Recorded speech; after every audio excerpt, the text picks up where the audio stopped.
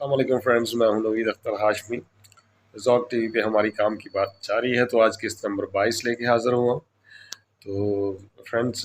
جیسا کہ کام کی بات کا پھر انٹروڈکشن دیتا چلوں کہ کام کی بات کا مقصد ہے صرف سوسائٹی میں بہتری لانے کے لیے اور اچھی تنقید کے ذریعے مورالٹی اجاگر کرنے کے لیے کہ لوگوں میں اخلاقیات پیدا کی جا سکے اور ان کی زندگیوں میں بہتری لائی جا سکے۔ تو آج کی ہماری کام کی بات جو سی ہے، ایک جگہ سے مجھے پڑھنے کا موقع ملا، تو میں نے کہا چلو، ہر کوئی پڑھتا تو نہیں ہے، چلو ویڈیو کے ذریعے ٹرانسفر کر دیتے ہیں تاکہ لوگ جو اس سے کچھ مورالٹی لے سکیں۔ تو ایک دفعہ کا ذکر ہے کہ ایک جنگل میں بیماری پھیل گئی اور وہاں پہ پانی ختم ہو گیا، خشک سالی آ گئی، ہر طرف سی تھی وہ بیماری پھیلنی شروع ہو گئی۔ تو بڑی پریشانی بن گئی، پورے جنگل کے جانور سے تھے وہ بیمار ہو گئے، وبا پھیلنی شروع ہو گئی۔ تو سارے سے تھے وہ موت کا انتظار کرنے لگے اور دیکھتے بھی اب ہم میں سے بچ نہیں سکتا، کیونکہ اس طرح کی بیماری پھیلی کہ وہ پورے جنگل کے سارے جانوروں کو اپنی لپیٹ میں لینے لگ پڑی۔ خیر، سب جانوروں نے، شیر جو جنگل کا بادشاہ تھا، اس نے کہا ایسا کرو، سارے جانوروں کی میٹنگ بلاؤ،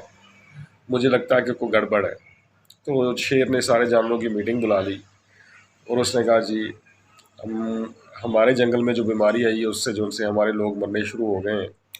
تو یہ آفت یہ ختم ہونے کا نام نہیں لے رہی۔ ہو سکتا ہے کہ ہم نے کوئی گناہ کیے ہیں، تو اس کا ہے ہمیں اس کی معافی مانگنی چاہیے، اور خود ہے ہمیں قربانی پیش کرنی چاہیے، یا صدقہ نکال دینا چاہیے کسی کا، کہ وہ صدقہ نکال کے یا وہ قربانی پیش کر دی جائے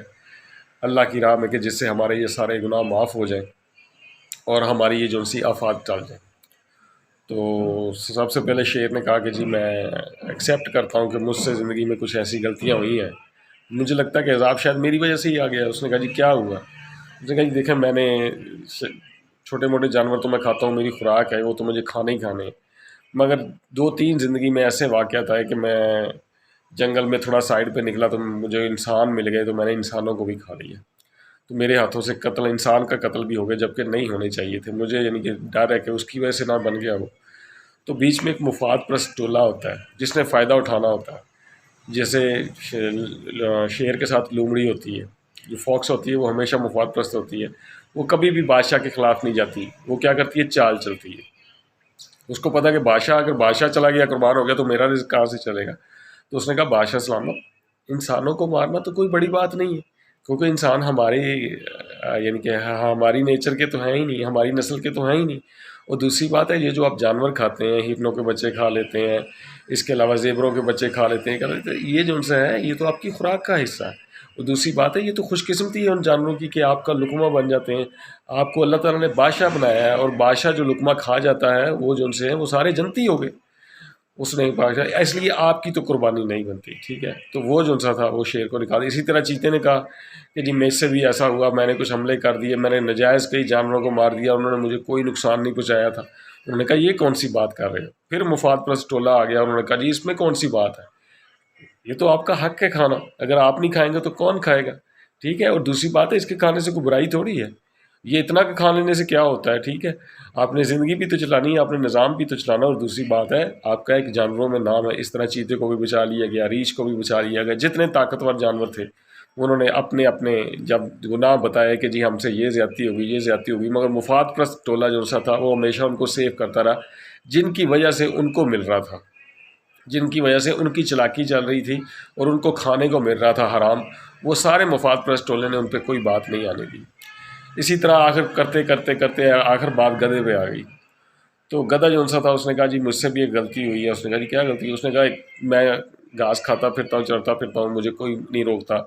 اللہ کی زمین پہ گھاس لگا ہوا ہے، مگر ایک دفعہ میں گھاس چرتا ایک مسجد کے قریب چلا گیا، تو مسجد کی سی باہر والی جگہ تھی، بڑی خوبصورت گھاس لگا ہوا تھا، تو وہاں کئی دفعہ لوگ نماز بھی پڑھ لیتے تھے، مگر میں نے وہاں سے بھی گھاس کھا لیا، مجھے ڈر ہے کہ میں نے اللہ کے گھر کا سا وہ گھاس کھا لیا ہے،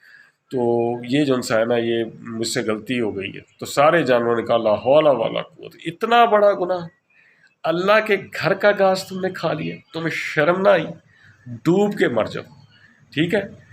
ایسے لوگوں کو تو زندہ رہنے کا حق ہی نہیں، جن کو یہ بھی نہیں پتا کہ کہاں کیا کرنا ہے۔ انہوں نے مقدس مقام کی بھی عزت نہیں کی، مذہب کو بھی نہ چھوڑا، ٹھیک ہے؟ ایسا کرا کہ انہوں نے نا ایسا پریشر بنا دیا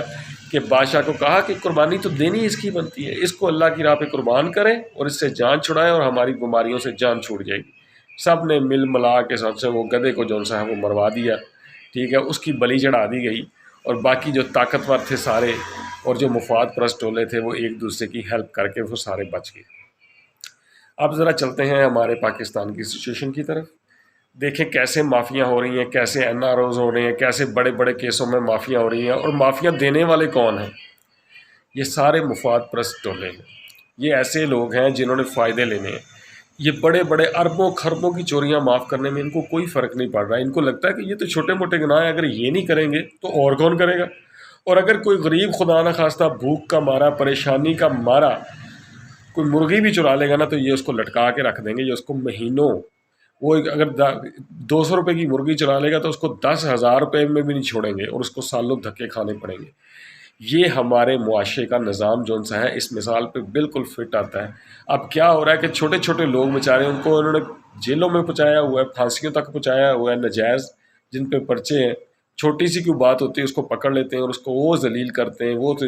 تھانوں میں کیا کچھ ہو رہا ہے، بھائی پکڑ لیتے ہیں، بہنوں کی عزتوں کے ساتھ کھیل جاتے ہیں، ٹھیک ہے۔ اور دوسری بات ہے کہ ایک چھوٹے سے ملازم کا کچھ چائے پی لے گا تو اس کو کہیں گے اس نے رشوت کھائی ہے جی، چائے نجائز کیوں پی ہے، ٹھیک ہے۔ اور باقی جو اربوں خربوں کی چوریاں کرنے والے ہیں ان کو مفاد پرست ٹولہ جو سا ہے وہ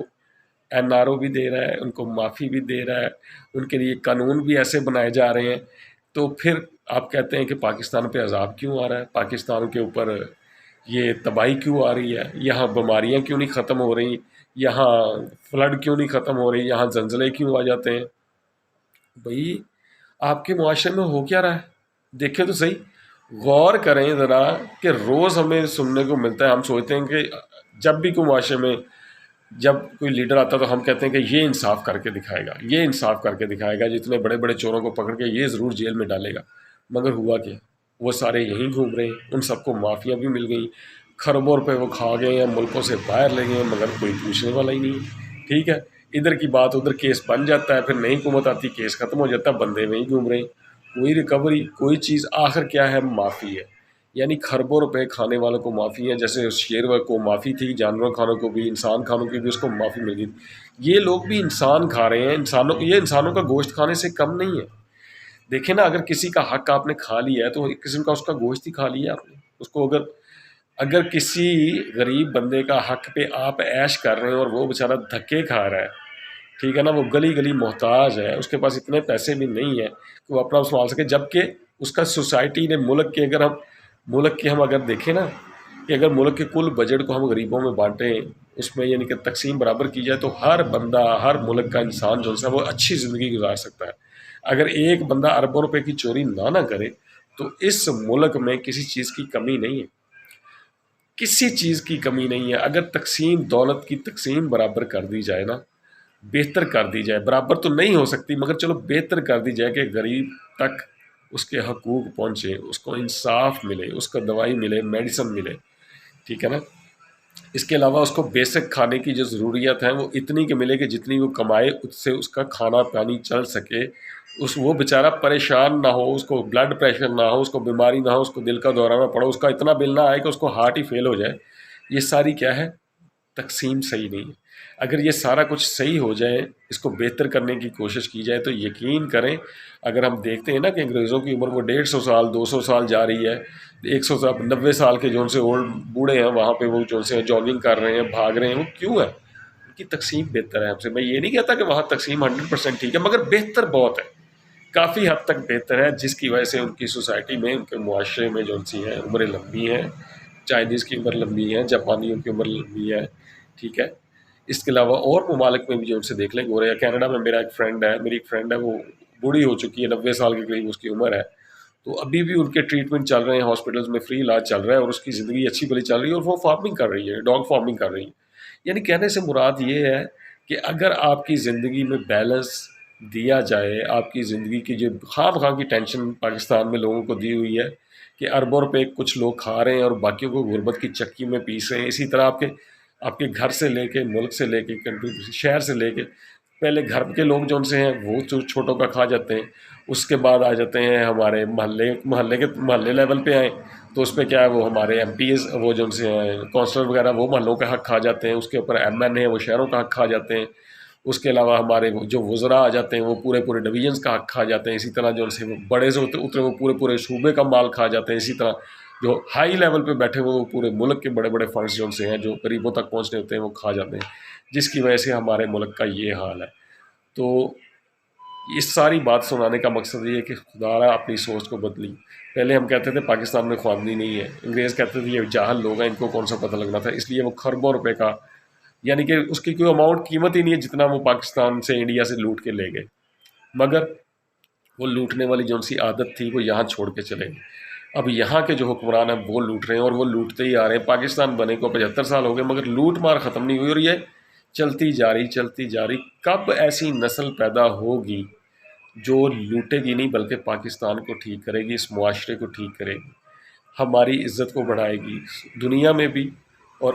آج کل کیا ہو رہا ہے، بچے اٹھا کے بیچے جا رہے ہیں، لوگوں کے لختے جگر بیچے جا رہے ہیں، وہ بھی ابھی جو انٹرویو ہم سن رہے تھے 35,000 40,000 روپے میں 2 لاکھ روپے میں بچہ بیچ رہے ہیں، یہاں تک انسان کو بیچنا شروع ہو گیا، اور کتنی بربادی اب چاہیں گے، اتنے جدید advance master degree M Phil P H D آپ کے ملک میں بے روزگار پھر رہے ہیں، اتنا آپ کا ہائی تعلیم لیول ہو چکا ہے کہ پی ایچ ڈی کو بھی دینے کے لیے آپ کے پاس نوکری نہیں ہے، پھر بھی آپ جاہل کے جاہل ہیں، پھر بھی آپ کے ملک کے حالات برے کے برے ہی ہیں، سب کچھ ویسے کا ویسا ہی چل رہا ہے۔ ٹھیک ہے، غربت آج بھی ہے، پڑھے لکھے لوگ بھی بیچارے ڈاکے مارنے پہ مجبور ہیں، یہ ہو کیا رہا ہے اس ملک میں؟ کب یہ نظام ٹھیک ہوگا؟ خدارا اپنے بچوں کو آج سے پڑھانا شروع کریں، ان کو سکھانا شروع کریں کہ ہم نے بڑی کوشش کی، ہم کریں اپنے ہوتے، مگر اب آپ لوگوں نے زیادہ کوشش کرنی ہے اس معاشرے کو صحیح کرنے کی، اور جب تک مروسی سیاست پاکستان میں ختم نہیں ہوگی ہمارے ملک میں تبدیلی یا چینج نہیں آئے گی۔ عمران خان صاحب مخلص آدمی ہیں، کوشش ضرور کر رہے ہیں، مگر پھر پیچھے مروسی جو سیاست ہے نا، جو بیٹا اس کا بیٹا اس کا بیٹا، ٹیلنٹ والے بندوں کو آگے لے کے آنا اب ہمارا فرض ہے۔ ان لوگوں کی تربیت ایسی کرنی ہے کہ ہمیں ایک آنے والے وقت میں ایک اچھا ملک جو ہے وہ تیار ہو سکے، ایک اچھی نسل پیدا ہو سکے جو واقعی ہی سچ، موریلٹی اور کرپشن سے پاک ہو۔ مجھے امید ہے کہ یہ چھوٹی سی ویڈیو آپ کو پسند آئے گی۔ بہت بہت شکریہ، اللہ حافظ۔